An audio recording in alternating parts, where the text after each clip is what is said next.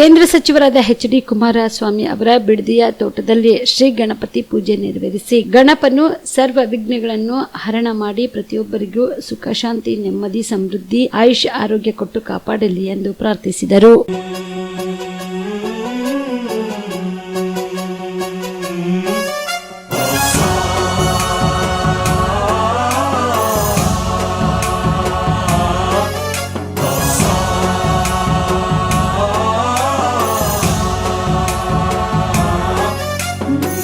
गणनायकाय गणदैवताय गणाध्यक्षाय धीमहि गुणशरीराय गुणमण्डिताय गुणेशानाय धीमहि गुणातीताय गुणाधीशाय गुणप्रविष्टाय धीमहि एकदन्ताय वक्रतुण्डाय गौरीतनयाय धीमहि गजेशानाय भालचन्द्राय श्रीगणेशाय धीमहि।